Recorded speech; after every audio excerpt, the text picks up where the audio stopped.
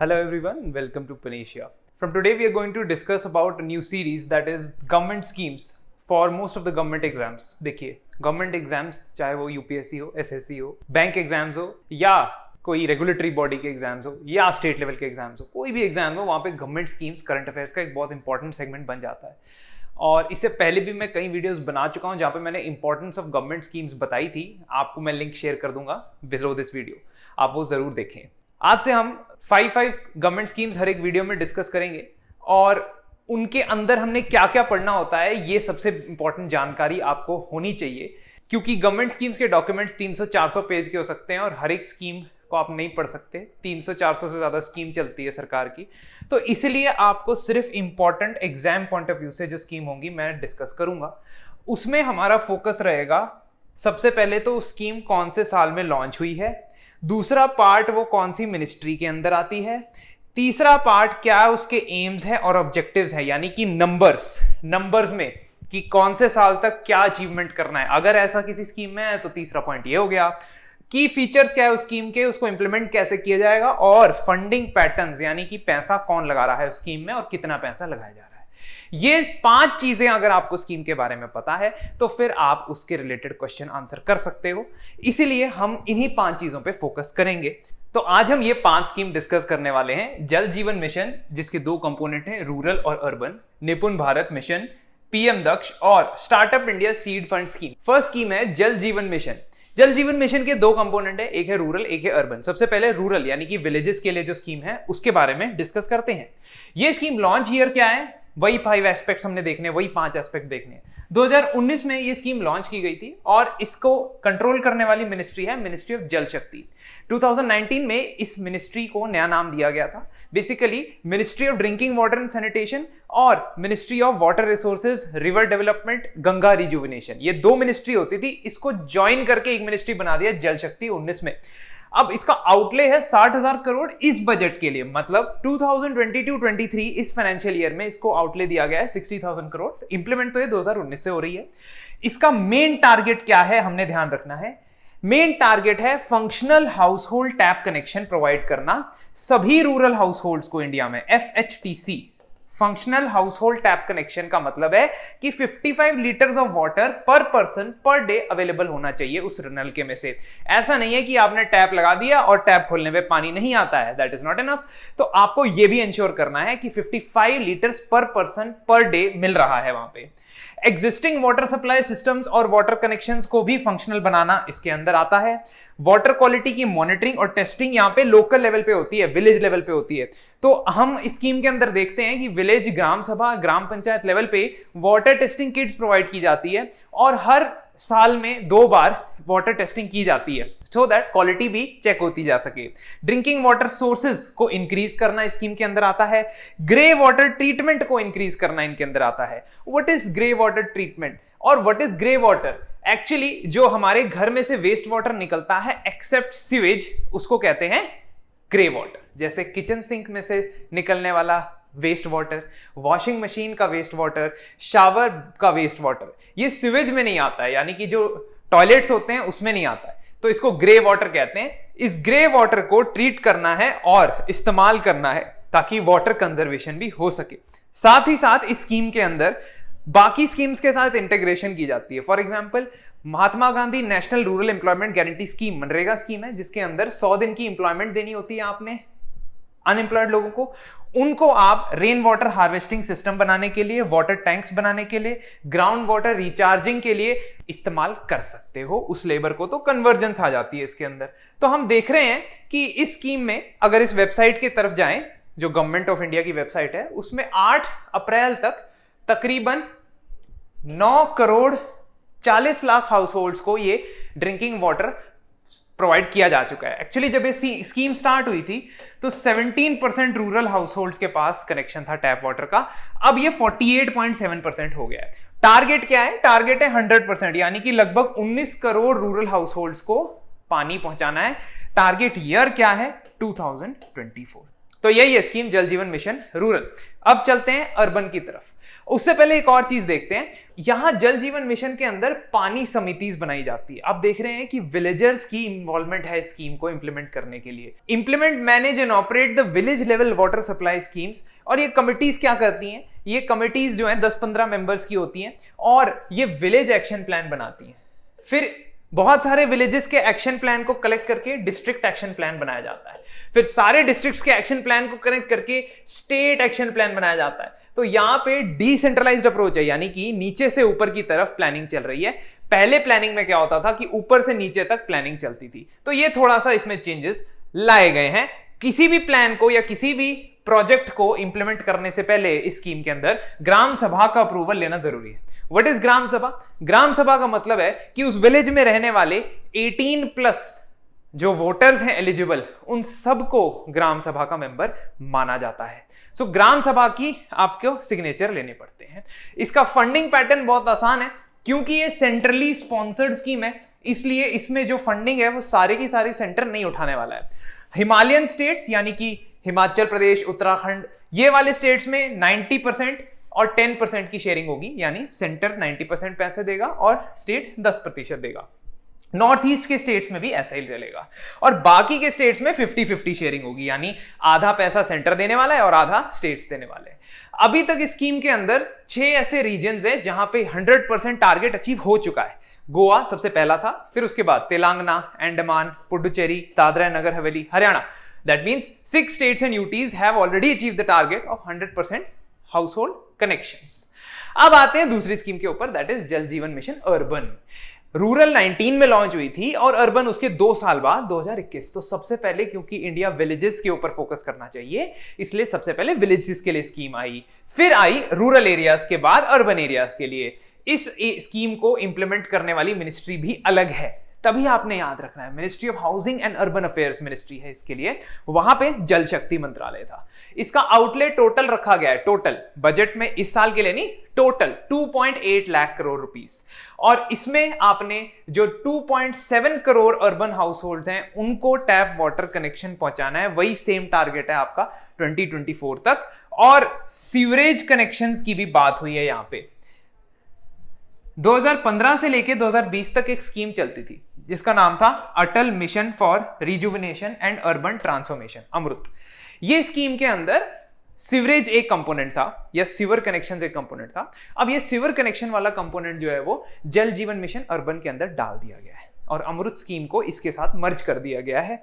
After 2021 there is an emphasis कि जो urban areas है वहां पे एक तो पानी की सप्लाई प्रोवाइड की जाए, दूसरा सीवेज प्रोवाइड किया जाए और तीसरा वाटर को प्रिजर्व करने और कंजर्व करने के ऊपर फोकस किया जाए, क्योंकि इंडिया में वाटर क्राइसिस आने वाली है, ऐसा कई रिपोर्ट्स ने कहा हुआ है। नीति आयोग की कंपोजिट वाटर मैनेजमेंट इंडेक्स जो रिपोर्ट थी उसने कहा था कि आपका 0 वाटर डे तो 2020 में ही आ गया। तो चेन्नई, बेंगलोर ऐसे शहर जहां पे समर सीजन में पानी की सप्लाई 0 हो जाती है। अब यहां वाटर बॉडीज को रिजुविनेट किया जाएगा, खासकर वो एरियाज, वो शहर जैसे बेंगलोर जैसे शहर है जहां पे लेक्स हुआ करती थी बट ड्राई अप हो गई हैं या बहुत ज्यादा पल्यूट हो चुकी हैं। तो आप ग्रीन स्पेसेस और बनाएंगे, स्पंज सिटीज और बनाएंगे। स्पंज सिटीज का मतलब कि ऐसे शहर जहां पे रेन वाटर को और वेस्ट वाटर को प्रिजर्व करने के बहुत सारे स्ट्रक्चर बने पड़े हों और वहां पे पानी वेस्ट ना हो बल्कि प्रिजर्व हो। सर्कुलर वाटर इकोनॉमी का मतलब क्या होता है? सर्कुलर वाटर इकोनॉमी का मतलब हर स्टेज में जहां भी पानी इस्तेमाल हो रहा है उसको रीयूज करने की ट्रीटमेंट के बाद फैसिलिटी होनी चाहिए।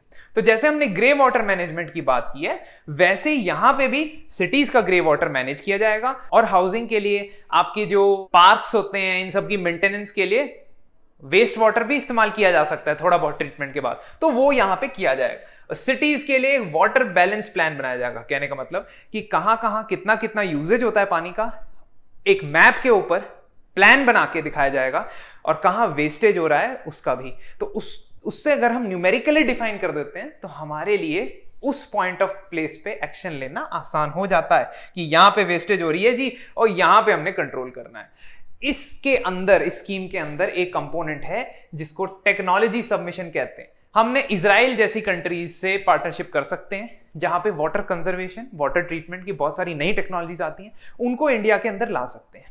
साथ ही साथ सीवेज के लिए हमने रिसेंटली जापान के साथ भी एक एग्रीमेंट किया है। मैंने आपको करंट अफेयर्स की वीडियो में वो डिस्कस किया था, तो वो इसी के अंदर आप इस्तेमाल कर सकते हैं। इंफॉर्मेशन एजुकेशन कैंपेन्स चलाए जा सकते हैं लोगों को बताने के लिए। मेन ये भी एक फंक्शन है कि लोगों को अवेयरनेस क्रिएट करनी कि पानी कितना इंपॉर्टेंट रिसोर्स है। पेयजल सर्वेक्षण किया जाएगा, यानी कि सर्वे किया जाएगा ताकि एरियाज का पता लगा सके कहां कहां पे वाटर सप्लाई नहीं हो रहा है। Reduce non revenue water to below 20%। Now what is this component? Non revenue water का मतलब होता है कि जो पानी म्युनिसिपल कॉर्पोरेशन डिस्ट्रीब्यूशन सिस्टम में डालता है उसमें से कितने पे वो पैसा या बिल कलेक्ट करता है। इस वक्त नॉन रेवेन्यू वाटर काफी ज्यादा होता है। कहने का मतलब कि if you are sending 100 litres of water from your distribution, you are able to bill or recover the payment for only 20 liters. That means आपका नॉन रेवेन्यू वाटर कितना हो गया?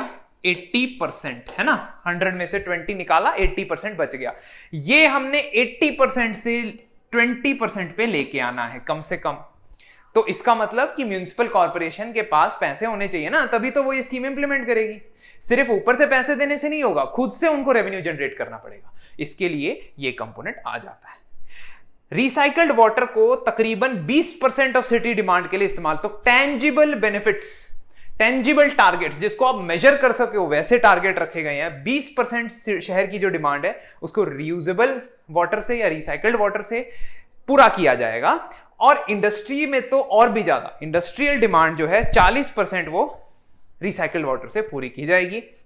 साथ ही साथ जो मिलियन प्लस सिटीज हैं, यानी कि 10 लाख से ज्यादा जहां पे पॉपुलेशन है, उन सिटीज को 10% अपनी एलोकेशन का जो पैसा है वो PPP प्रोजेक्ट के अंदर लगाना है। What is PPP? Public private partnership. यानी कि गवर्नमेंट जो प्रोजेक्ट बनाएगी, किसी भी वाटर सप्लाई के लिए हो सकता है, रेन वाटर हार्वेस्टिंग के लिए हो सकता है, वाटर कलेक्शन सम्प्स के लिए हो सकता है, वो प्रोजेक्ट वो किसके साथ बनाएगी? प्राइवेट सेक्टर के साथ पार्टनरशिप करके। तो that is another component of your जल जीवन मिशन अर्बन। इस स्कीम में जो इंप्लीमेंटेशन या फंडिंग है वो भी बड़ी बेहतरीन है। क्यों? क्योंकि एक तो यहां पे हमने डिसाइड किया हुआ है कि जो Himalayan and north east states हैं उनका तो 90-10 होगा, यानी स्टेट 10% देगा, सेंटर 90% देगा।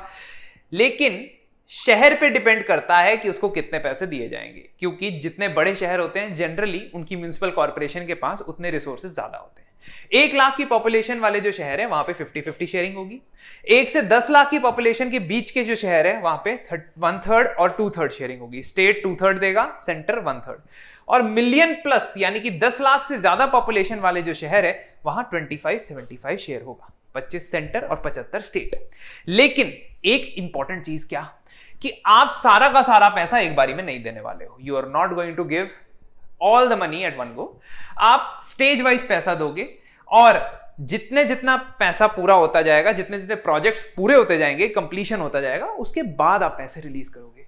सो ये जो लास्ट वाला 40% ऑफ द पैसा है, it will come after assessment. पहले इवेल्युएट किया जाएगा कि क्या प्रोजेक्ट्स इंप्लीमेंट हुए हैं, क्या इससे पानी बच भी रहा है या नहीं बच रहा है, उसके बाद ये पैसा दिया जाएगा। तो that is a very important component. तो ये जल जीवन मिशन अर्बन और रूरल, ये दोनों हो गए, हमने याद रखने हैं। पॉइंट्स ऑफ डिफरेंसेस मिनिस्ट्री के अंदर आते हैं, ईयर के अंदर आते हैं, और थोड़े बहुत टेक्निकल एस्पेक्ट्स अलग तो मैंने आपसे डिस्कस कर लिए। तीसरी स्कीम पे चलते हैं, निपुण भारत फाउंडेशनल लिटरेसी और न्यूमरेसी, FLN। ये इस स्कीम का टारगेट है। आपको पता है कि 2020 में नेशनल एजुकेशन पॉलिसी आई थी और उस एजुकेशन पॉलिसी के अंदर एम्फेसिस था स्कूल एजुकेशन में फाउंडेशनल लिटरेसी और न्यूमरेसी में। ऐसा कई सर्वेज में पाया गया है कि हमारे जो स्कूल के बच्चे हैं, खासकर एलिमेंट्री स्कूल से आते हुए बच्चे हैं, 5th standard, 8th standard, 3rd standard, इन लोगों को उनके लेवल की बेसिक मैथ्स और बेसिक रीडिंग राइटिंग नहीं आती है और इस वजह से आगे जाके इनको पढ़ाई में प्रॉब्लम आती है, हाई ड्रॉप आउट रेशियो होते हैं और जब तक हायर एजुकेशन में जाते हैं तब तक सिर्फ 25% एडमिशन ले पाते हैं। इस वजह से ये इनिशिएटिव लॉन्च हुआ है जिसका नाम है निपुण, national initiative for proficiency in reading with understanding and numeracy. आपको ये सारा नहीं याद करना, निपुण की फुल फॉर्म मत याद करो, आप बस FLN याद रखो, फाउंडेशनल लिटरेसी एंड न्यूमरेसी। ये मिशन लॉन्च हुआ था 2021 में और बेसिकली ये मिनिस्ट्री ऑफ एजुकेशन का जो समग्र शिक्षा अभियान है उसके अंडर आता है, समग्र शिक्षा अभियान। तो समग्र शिक्षा अभियान के अंदर department of school education, ministry of education के अंडर स्कीम आती है। बड़ा आसान है ना, क्योंकि निपुण है तो फिर एजुकेशन मिनिस्ट्री में आती होगी, very easy. Every child has to attain foundational literacy numeracy, FLN, अभी बताऊंगा ये क्या होता है, एंड ऑफ ग्रेड 3 बाय 26-27। मतलब ये अभी जो 3 साल के बच्चे हैं वहां से स्टार्ट होगा, और जब वो 9 साल के हो जाएंगे तब तक के लिए ये स्कीम है।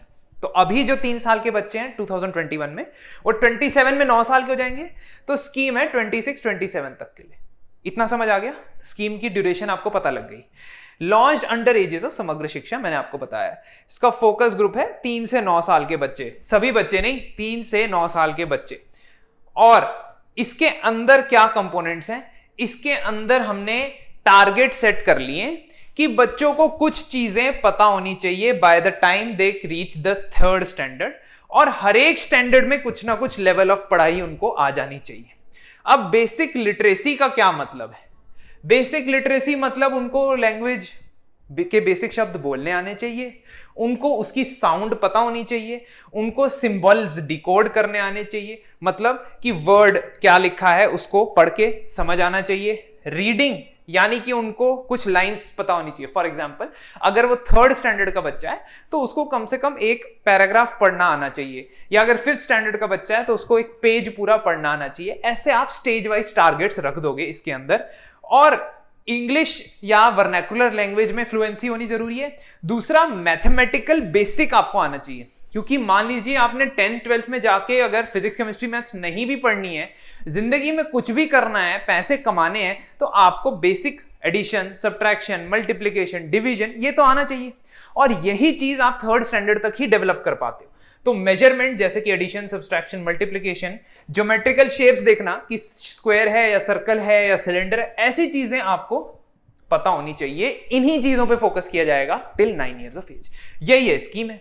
और इस स्कीम के अंदर आपको नेशनल से लेके स्कूल लेवल तक का मैकेनिज्म बना के दिया गया है। साथ ही साथ टीचर्स को ट्रेनिंग देना बहुत इंपॉर्टेंट है कि टीचर्स कैसे इंश्योर करें कि हर एक बच्चा, बिकॉज टारगेट क्या है, every child going to school 3 to 9 years में, तो बहुत बड़ा टारगेट ग्रुप है। तो इसलिए 25 लाख टीचर्स को भी ट्रेनिंग देनी पड़ेगी। उसके लिए ऑलरेडी एक पोर्टल या एक स्कीम चलती है जिसका नाम है निष्ठा, national initiative for school head and teachers holistic advancement. इसमें इनके लिए कई सारे लेक्चर्स, कई सारे सेमिनार्स प्रोवाइड किए जाएंगे ताकि ये समझा सके बच्चों को कि किस तरीके से वो एक लेवल पे रीच कर सकते हैं। सो स्टेज वाइज टारगेट्स इसमें सेट किए गए हैं। निपुण भारत ये स्कीम है। नेक्स्ट स्कीम आती है PM दक्ष, प्रधानमंत्री दक्षता और कुशलता संपन्न हितग्राही। मतलब अगेन आई विल नॉट से कि आप ये इसको याद कर लो कि क्या है स्कीम का पूरा फुल फॉर्म, बट PM दक्ष सुनते ही आपको उसकी पर्पस और उसकी मिनिस्ट्री याद आनी चाहिए। बेसिकली 2020 में 2020 में ये लॉन्च हुई थी। This is under ministry of social justice and empowerment. तो ministry of social justice empowerment का क्या काम होता है? जो समाज के मार्जिनलाइज्ड सेक्शन होते हैं, for example there are schedule caste, schedule tribes, person with disabilities, these groups are given certain benefits under the ministry। अब इस मिनिस्ट्री के टारगेट ऑडियंस कौन कौन है यहां पे देखते हैं। सबसे पहले 3 चीजें, क्या प्रोवाइड किया जाएगा, कहां प्रोवाइड किया जाएगा और किसको प्रोवाइड किया जाएगा इस स्कीम के अंदर, ये देखते हैं। क्या प्रोवाइड करना है? स्किल डेवलपमेंट ट्रेनिंग प्रोग्राम, यानी कौशल है। कौशल जैसे स्किल डेवलपमेंट होता है, लेकिन ये स्किल डेवलपमेंट वो वाले स्किल डेवलपमेंट वाली स्कीम से अलग है, क्योंकि इसमें टारगेट ग्रुप क्लियरली मेंशन्ड है। Schedule caste, OBC with below 3 lakh income, मतलब अदर बैकवर्ड क्लासेस में भी वही जिनकी 3 लाख से कम एनुअल फैमिली इनकम है। इकोनॉमिकली वीकर सेक्शन जो 1 लाख से कम, यानी कि सोसाइटी में जो लोग स्किल ट्रेनिंग एजुकेशन ज्यादा अफोर्ड नहीं कर पाते उनकी मदद करने के लिए है। Denotified, nomadic and semi nomadic tribes, basically these are a group of tribes that during the British era इनको हैबिचुअल ऑफेंडर्स या क्रिमिनल ट्राइब्स बोला जाता था। तो आजादी के बाद इनके लिए शब्द यूज किया जाता है denotified, nomadic, semi nomadic tribes. ये भी समाज में काफी ज्यादा पिछड़े वर्ग के अंदर आते हैं, इनको भी अपलिफ्टमेंट के लिए ये स्कीम चाहिए होती है। ट्रांसजेंडर्स के लिए भी ये स्कीम काम करती है। सफाई कर्मचारी यानी कि मैनुअल स्कैवेंजर्स के लिए भी ये स्कीम इंप्लीमेंट की जाएगी। सो मार्जिनलाइज्ड लोगों को स्किल डेवलपमेंट देना, जिसमें शॉर्ट टर्म और लॉन्ग टर्म दोनों प्रोग्राम होंगे कि कितने आवर्स के लिए होता है और क्या क्या स्किल्स प्रोवाइड होंगे। साथ ही साथ अपस्किलिंग एंड रीस्किलिंग, यानी कि अगर कोई स्किल आता है ऑलरेडी, मान लो मेसनरी आती है आपको, कारपेंट्री आती है, तो उसका अपग्रेडेशन करवा दिया जाएगा। और साथ ही साथ एंटरप्रेन्योरशिप डेवलपमेंट प्रोग्राम, ताकि अगर आप कारपेंटर है या मैकेनिक है तो अपनी खुद की वर्कशॉप या खुद का गैराज खोल सके। ये government institutes, sector skill councils जो कि स्किल डेवलपमेंट मिनिस्ट्री के अंदर काम करते हैं, और बाकी प्राइवेट इंस्टीट्यूट्स भी यहाँ पे स्किल डेवलपमेंट प्रोग्राम प्रोवाइड कर सकते हैं। बेसिकली स्कीम का आउटले ज्यादा नहीं होता है, जैसे इस साल for this year the ministry has asked only for 84 crore. हाँ, लेकिन इसमें भी टारगेट्स रखे जाते हैं that some 5000 2000 people will be skilled, तो थोड़े छोटे लेवल पे काम करती है, बट फिर भी पूछा जा सकता है क्योंकि सोशल जस्टिस का पार्ट है। तो इसको इंप्लीमेंट करने के लिए सोशल जस्टिस मिनिस्ट्री के अंदर काम करने वाली 3 संस्थाएं काम करती हैं। National schedule caste finance development corporation, national backward class finance development corporation, national सफाई कर्मचारी फाइनेंस डेवलपमेंट कॉर्पोरेशन। ये अलग अलग कैटेगरीज के लिए फाइनेंसेस या फाइनेंस प्रोवाइड करने वाली संस्थाएं हैं। इनके थ्रू इसको इंप्लीमेंट किया जाएगा। यहां पे जो ट्रेनीज को ट्रेनिंग होगी वो फ्री में दी जाएगी। Obviously you won't charge fees, है ना, क्योंकि आप मार्जिनलाइज सेक्शंस के लिए काम कर रहे हैं। 1000 से 1500 का स्टाइपेंड भी मिलेगा हर ट्रेनी को। वेजेस के कॉम्पनसेशन भी मिलेगा, दैट मींस 3000 पर ट्रेनी। एंड अटेंडेंस आपको 80% देनी पड़ेगी ऑफ कोर्स, बिकॉज ऐसा नहीं है कि आप अटेंड नहीं कर रहे हो, सिर्फ एडमिशन ले लिया और आप 1500 रुपए 3000 रुपए लेके जा रहे हो। जिनकी ट्रेनिंग हो जाएगी उनको सर्टिफिकेट भी मिलेगा और उनको प्लेसमेंट के अंदर भी बिठाया जाएगा, ऐसा ट्राई किया जाएगा। Of course they will not give guarantee कि 100% प्लेसमेंट हो जाएगी, वो तो कोई भी नहीं दे पा रहा है। Anyways, this is the target and I think this is a very good scheme if you look at the targets. But another very very important scheme हमारे इकोनॉमी के लिए वो है startup India seed fund scheme. आपने देखा होगा recently कि startups के ऊपर काफी एम्फेसिस है। शार्क टैंक इंडिया में काफी सारे स्टार्टअप्स के लिए फंडिंग मांगने आते हैं, लेकिन ये जो फंडिंग वहां मांगने आते हैं ना, ये सीड फंडिंग नहीं होती। सीड फंडिंग मतलब जब बेबी होता है, जब जन्म ही लिया होता है स्टार्टअप ने, तो उस समय उसको इनक्यूबेशन की जरूरत पड़ती है। आपने सुना होगा कई बार जब प्री मैच्योर डिलीवरी हो जाती है बच्चे की, तो उसको इंक्यूबेशन सेंटर में रखा जाता है। स्टार्टअप्स के लिए भी कुछ इंक्यूबेशन सेंटर होते हैं। ये कुछ नॉन प्रॉफिट ऑर्गेनाइजेशंस या फॉर प्रॉफिट कंपनीज भी हो सकती हैं, जिनका काम है कि वो स्टार्टअप्स को आइडेंटिफाई करें जो अभी अभी स्टार्ट हुए हैं, मतलब अभी जस्ट आइडिया है उनके माइंड में और थोड़ा बहुत उन्होंने उसका प्लान बना दिया है, लेकिन उसका अभी तक उन्होंने प्रोटोटाइप नहीं बनाया है, उसको अभी तक उन्होंने पैकेजिंग नहीं की है, कुछ भी स्टार्ट नहीं किया है उसमें। तो उस समय जो फंडिंग मिलती है उसको कहते हैं सीड फंडिंग। स्टार्टअप्स में यह देखा गया है कि सीड फंडिंग की कमी की वजह से कई आइडियाज जो हैं वो बचपने में ही, यानी बेबी स्टेज में ही खत्म हो जाते हैं। इसीलिए गवर्नमेंट ने स्कीम लॉन्च की है स्टार्टअप इंडिया सीड फंड, जिसको लॉन्च किया गया 2021 में एट प्रारंभ स्टार्टअप इंडिया इंटरनेशनल समिट। यहां पे प्रधानमंत्री नरेंद्र मोदी आए थे और इन्होंने ये प्रारंभ समिट के अंदर startup India seed fund scheme start की है। तो आई होप आपको सीड फंडिंग का मतलब समझ आ गया होगा। ये स्कीम इंप्लीमेंट करेगा ministry of commerce and industry का डिपार्टमेंट, जिसका नाम है DPIIT, department for promotion of industry and internal trade. DPIIT के अंदर ये स्कीम आती है। इसका पर्पस है कि स्टार्टअप्स को बिल्कुल इनिशियल स्टेज पे फंडिंग देना, यानी जब वो अपने कॉन्सेप्ट को प्रूव कर रहे होते हैं, प्रूफ ऑफ कॉन्सेप्ट, कि हाँ जी ये हमने ऐप बनानी स्टार्ट की है और इस ऐप से ये खाना इतनी देर में यहां से यहां पहुंच सकता है। अभी तक उनके पास ये कॉन्सेप्चुअल आइडिया है। प्रोटोटाइप डेवलपमेंट मतलब अपने प्रोडक्ट को फर्स्ट मॉडल जब वो बनाते हैं तब प्रोडक्ट को ट्रायल करने के लिए और फर्स्ट टाइम उसको मार्केट में बेचने के लिए जो पैसा चाहिए वो फंडिंग ये प्रोवाइड करेंगे। इस स्कीम का टोटल आउटले होगा 950 करोड़ के करीब, यानी 945 करोड़। इसकी एलिजिबिलिटी क्या है कि आपका स्टार्टअप 2 साल से ज्यादा पुराना नहीं होना चाहिए, क्योंकि तभी तो आपको बेबी स्टेज बोलेंगे, है ना। तो 2 साल से पुराना नहीं होना चाहिए, DPIIT के पास रजिस्टर्ड होना चाहिए और पहले से उनको 10 लाख रुपए से ज्यादा अगर ग्रांट मिल चुका है केंद्र सरकार और स्टेट गवर्नमेंट की तरफ से, because already there are so many schemes that are working for the startup. तो वो लोग एलिजिबल नहीं है, बिल्कुल नए स्टार्टअप और जिनके पास अभी फंडिंग नहीं है वही स्टार्टअप इसके अंदर अवेलेबल है। तो इस स्टार्टअप में क्या होगा या इस स्कीम में क्या होगा, ये डिपार्टमेंट है, नोडल डिपार्टमेंट, इसने एक कमेटी बना लेनी है जिसका नाम है एक्सपर्ट्स एडवाइजरी कमेटी। इसमें गवर्नमेंट सरकारी अफसर भी होंगे और इसमें इंडस्ट्री से भी लोगों को जोड़ा जाएगा। 5 से 10 लोगों की कमेटी होगी। ये कमेटी रिकमेंड करने वाली है कि जो जो एप्लीकेशन आ रहा है उनमें से किसको पैसा देना है। अब गवर्नमेंट के सोर्सेज सबसे डायरेक्टली स्टार्टअप को पैसा नहीं देने वाले, वो पैसा देने वाले हैं इंक्यूबेटर्स को। वो इंक्यूबेटर्स जो मार्केट में 2 से 3 साल से काम कर रहे हैं, एटलीस्ट नोन है, ऐसा नहीं फर्जी कंपनी बना के बस स्कीम के लिए पैसा ले रहा हूं, नहीं, 2 से 3 साल के लिए इंक्यूबेटर्स जो काम कर रहे हैं उनको पैसा देगा और ये इंक्यूबेटर आगे स्टार्टअप्स को पैसा देगा। तो गवर्नमेंट एक इंक्यूबेटर को 5 करोड़ रुपए देगा और ये 5 करोड़ में से एक एक स्टार्टअप को आगे फॉरवर्ड कर देगा। Means government will not directly give to the startup, it will give to incubator. Incubator क्या होता है? अलग से कंपनीज का एक सेट होता है, मैंने आपको पहले ही एक्सप्लेन कर दिया। इन लोगों का काम ही यही है कि ये कुछ फीस लेंगे स्टार्टअप से और उसको फंडिंग प्रोवाइड करेंगे, है ना। और सिर्फ फंडिंग नहीं, ट्रेनिंग भी प्रोवाइड करेंगे, उसको बताएंगे भी कि कैसे अपने प्रोडक्ट को डेवलप करना है, मार्केटिंग कैसे करनी है। That is called incubator. अब इसमें लगभग ऐसा सोचा गया है कि 3600 एंटरप्रेन्योर्स को 300 इंक्यूबेटर्स के थ्रू मदद की जाएगी। तो एक्सपर्ट एडवाइजरी कमेटी रिकमेंड करेगी कि इस इंक्यूबेटर को पैसे देने।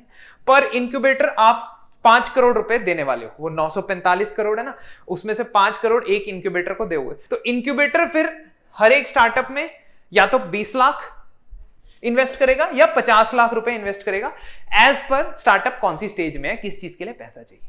और इसी के साथ हमारी सारी की सारी स्कीम्स खत्म होती है आज वाली। सो 5 स्कीम्स हमने पढ़ी और ये 5 स्कीम्स आप हमेशा याद रखेंगे, important for all government exams.